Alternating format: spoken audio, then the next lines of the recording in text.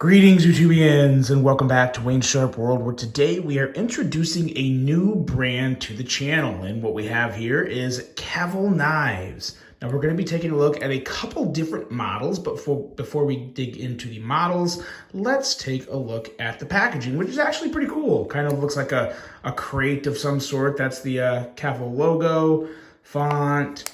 You open this guy up, and then you have the packaging, which is pretty nice. This actually gives you a little quick look at one of the knives we'll be taking a look at. It comes with its own little, I believe this is for like condensation to help prevent corrosion and stuff, so a little way of protecting the knife in there. And nice padded package. And then it also comes with this good stuff here, your little introduction to the knife, as well as some stickers, as well as a cloth, and to my surprise, you get an air freshener too, white tea and diamond. I'm actually really curious to see what the white tea and diamond smells like, but we'll look into that and give that a sniff later. And let's get into the knives here and see just what two we're going to be taking a look at today. And the first one up is the one for the packaging you saw. This is the Picardo, as well as this sleeky little stealthy guy here. This is the Shima. Excuse me, I have a little something going on in my throat today, so if my voice starts to crack on you, you'll just have to be okay with it, I guess. But before we get too deep into these knives, we're going to take a look at some quick specs on both of them, starting off with the Picardo. And the Picardo, we are looking at a total length, the overall length of 7.32 inches, a blade length at 3.15 inches, and a blade thickness at 127 thousandths. M390 on the blade steel, a drop point style blade with a flat grind, handle length at 4.17 inches, and a handle thickness at 480 thousandths. Titanium handle, frame lock, right hand only, tip up carry, weight coming in at 3.43 ounces. This one is designed by Mr. Cavol himself, and a price of $268. So we are talking a premium build here. We'll touch more on the pricing here towards the end of this video. And as for the Shima, we are looking at 6.29 inches, a blade length of 2.43 inches, and a blade thickness at a whopping chunky 160 thousandths. M390 on the blade steel as well, with a Tanto style blade, a flat grind. Both of these are flat too. You don't have a hollow down here, just two different flat grinds. A handle length at 3.86 inches, a handle thickness at 500 thousandths with, again, titanium handle material. Another frame lock with the user of a right hand only tip up carry. Weight, 2.91 ounces, so not too heavy here. This one is designed by Tiguas and a price of $208. So again, smaller knife, so you're spending a little less, but still, pretty hefty price on these guys. Do they live up to that price? Very good question. We will get to that eventually, but first let's take a look at some size comparisons for both of these.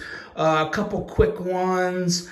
Let's pull out for the Picardo here. Let's take a look at a Hogue Deca, which I think is a very good comparison, as well as one of the newer CJRB Pyrites, another really good comparison. So you kind of have your more expensive comparison with your more budgety comparison. And as you can see, they line up fantastically well with both of those. I will say the Picardo really surprised me. I like the Picardo a lot more than I thought I would. I like the design. It was one of those ones I really had to get it in hand to get a full decisive opinion on that. And let's take a look at the Shima and see what the Shima measures up with.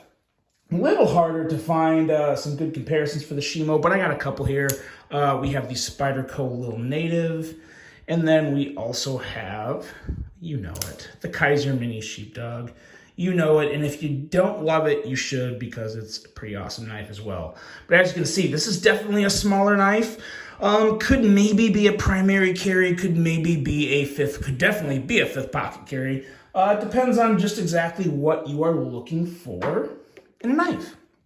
And you know what? From the review standpoint, we will start off with this Shima here, because Unfortunately, there's a lot of things I really, really like about the Shima, and when it came to the two originally, the Picardo or the Shima, I really had my eyes much harder on the Shima. I was really excited to get that. I found some things with this that I don't love. There are a lot of things I do love, but let's start off with the blade because unfortunately, that is the one part where I think we could do significantly better. Now, what could be better? Let's talk about that because from an aesthetic standpoint, I think this is one fantastic design. I think it looks great. Like I said before, it's very stealthy in looks with all the black. I'm going to jump down to the handle real quick, but I love this rub titanium. This looks phenomenal. It just goes so well with the knife and gives it a really nice added visual element, maybe a little bit of texture. It's great. Not so much texture and feel, but just texture and appearance. And you do kind of feel it. And yes, you can see texture. When you look at something, you kind of see the texture, but it looks amazing. But the blade itself, the biggest issue I have is this edge is just too thick behind the edge. Especially down here. Up here, it's a little better of a cutting performance, but this knife really is good for two things. It's pretty good for draw cuts. You know, if you just have to go place something on a board and draw your cut, that works kind of well. And then it's obviously a good piercer with a pretty robust tip coming out to a nice acute point. Very good for piercing, but in terms of just everyday use, like just, slicing paper, running it through cardboard, it's not the best knife for that. It's too thick of an edge and the cutting geometry is too off. It's too short. I like where they're going with this, but it needs some hints. It needs some tweaks to it. The blade stock is just too thick when you look at how narrow of an actual, area you have in terms of the actual blade grind. This is a very short grind. We're looking at maybe like, this is probably less, I would say probably right around half an inch in terms of height of the grind. And it's just not enough. It needs a taller grind, especially for 160 thousandths thick stock. That's a pretty darn thick stock. That's like a lot of customs are that thick. So, it's okay to have a thick stock, but you got to have the height and you got to have the proper geometry leading down to an edge that's going to, perform for you. Nice steel in M390, but the edge is just so thick, it doesn't do a very good job of cutting. It does cut, but it's not, there's just way too many other options out there at more affordable prices to go drop so much money on a blade like this that I don't think is the best cutter. Now, there's ways to fix that. This isn't like the end of the world. And if you do want something that is just, that's still sharp and can still work, yes, this is okay for that. But in terms of performance, it's towards the bottom of the class, I will have to say. I also don't really like the branding they have up here. I like that it calls the blade steel. I definitely don't need to see the date and like the model name, like the way it's kind of like military style descriptioning. I don't know. I just think it's in a bad spot. And I think the actual knife design itself is too good to throw that stuff up there. Like I'm a big fan of this design. I really like the design. But it needs those tweaks. Going into the handle, we'll talk more about this flipper too when we get to the action because it actually works phenomenally well. The handle itself is very nice. It's a very solid handle. It feels good in hand. Contoured titanium is great. That's always nice to see. Like I said before, I love this finish. You have a very nice solid lockup on the blade, and the access to the lock bar is phenomenally done. Really big fan of that. There are a lot of details and elements in this knife that do say $208. Like this knife feels like it's $208. The blade just doesn't quite perform to $208, unfortunately. But the clip works well. No hot spots on the clip to my surprise, even though it's, a rather, you feel some points on there, but it doesn't bother me at all in hand. So a lot of good things going on in the handle. I don't really have any issues with the handle. And then going into the action, and it's a shame because the action itself is also phenomenal. You can middle finger flick this guy just great. You can do all sorts of you can do the front flips just fine. You can do the reach around very easily. And you can also do kind of that little comb over thing. It's just a very, very fun knife from a fidget standpoint. Action is phenomenal. Handle feels good. The blade just doesn't quite do it for me from a cutting geometry standpoint. Now, how do you make that better? You could easily, this is a knife that I think is a prime candidate to just be made a little bigger. It's small right now. If you make it bigger, that obviously is going to make the blade bigger. I'd go with a thinner blade stock, and just the overall increase in size could possibly do what you need to be done for the actual edge and geometry itself. Another thing you could do is kind of minimize this blade cut out here, because if you look, it goes really deep into the handle, and the only thing you really need to deploy the blade is just the part you see. So you could bring that blade cutout up a little, and by bringing that blade cutout up, you would obviously increase the height of the blade, therefore increasing the cutting geometry. So this knife has a lot of potential, and I really do love the handle, the design, the fidget factor, the action. There's a lot of good things going on with this knife, but the blade needs tweaking, and by tweaking the blade, it could require some other tweaks to the design itself. But there's a lot of promise here. I just want a little more performance out of that edge. That is the Shima. Now let's get to this guy. And this is one that I was very pleasantly surprised by, the Picardo.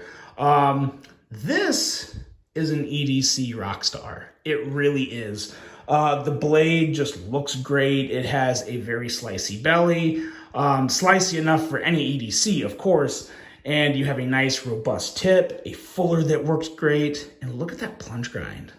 Excellent plunge grind, man. Love this plunge grind. And I'll say, even on the thick boy, the 160 thousandths blade, even there, I mean, look at that. That's still a pretty good plunge grind. It's just, yeah, it's just, the geometry's just not right on it. But back to this, yeah, excellent plunge grind, nice and thin, way behind the sharpen point. You have that finger choil up there that works really, really good. I'm a fan of this blade all the way. Like, sign me up for this blade. M390, yeah, it's a winner. The handle, it feels good. Again, it's also fully contoured, so a nice fan of that. It's very slightly contoured at the top, and then kind of like, it's got the milling on the side. But it feels really good. Obviously, no hot spots. Really good to go in the ergo department, and it looks good. It has kind of that arch, whether it's open or even if it's closed. I mean, even from a closed aspect, I think this is still a really good looking knife. In terms of the rest of the handle, it's just, I think, really solid. Again, you kind of have the complementary design lines, more really good solid lockup. You got your over travel stop and all that good stuff. So a lot of good things about the Picardo. This is one that I could definitely see some people liking.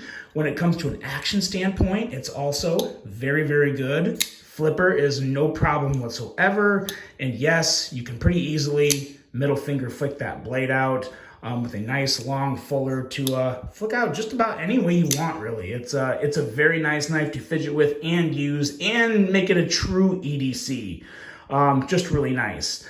The only issue I have is on the handle, and it's with this clip. And it's not that I don't like the clip. I actually really like this clip from a design standpoint. I think it looks good, follows the curvature of the handle, all that good stuff. It's long enough, it carries deep enough. I like what they did there. It looks good. I just wish it was contoured. This is a completely flat clip. And when you're talking $268 for this knife, that's really getting up there. You gotta, like I said, especially nowadays, if you're gonna make $250+ knives, really even $200+ knives, you gotta bring it all, and you can't miss, and it's just gotta be good because there's too much competition out there right now. And I think a contoured clip would really kind of be like the seal the deal with this one. I really think it would. They really maximize their blade down here. It's completely safe. The tip's not sticking out, but they really get it all the way down there. And I love seeing that on designs. That's very satisfying to me. And it's recessed far enough below the handle to where you're not going to catch it. There's nothing to worry about there. So a lot of details are hit on this.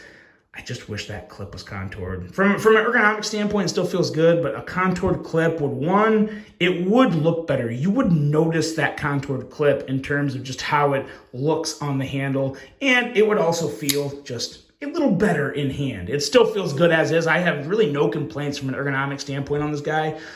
This was very, very impressive to me. And I'm a pretty big fan of Picardo. Excuse me. I'm not sure how much I love it for $268.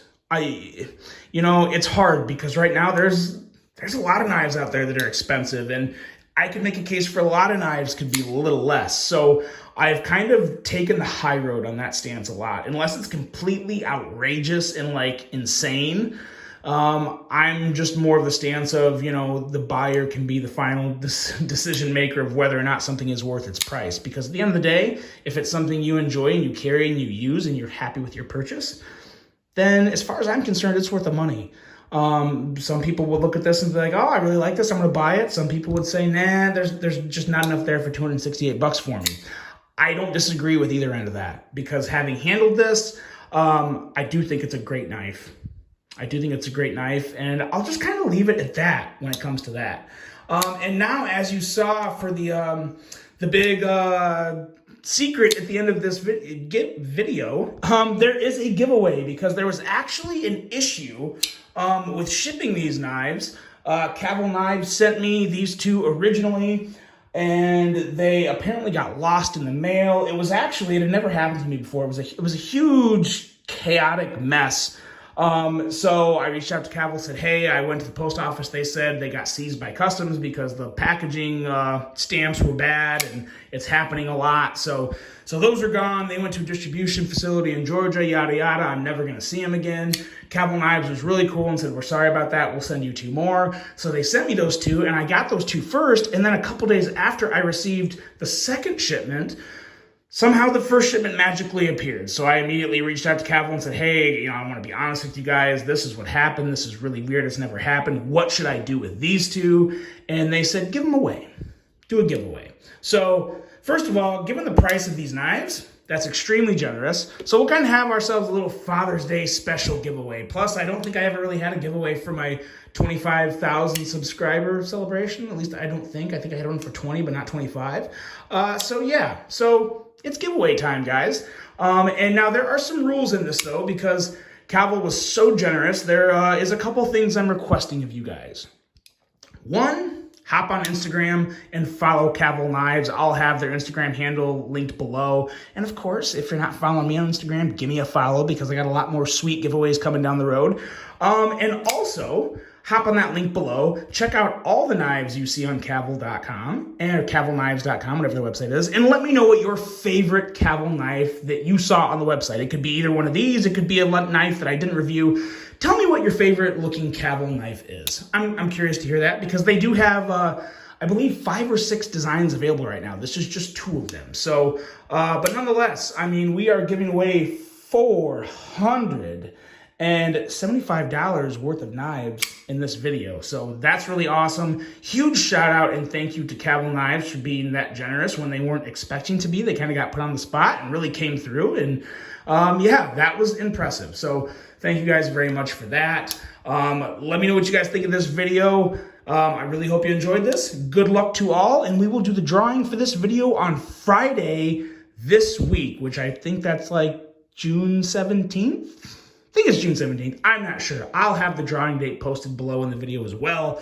just so we're all on the same page. But that's that, guys. The Shima, awesome knife, needs some tweaking. The Picardo is awesome, good to go. Big fan of this. I really hope you guys enjoyed this one. Hope you have a great rest of your day. And until the next one, I'm out.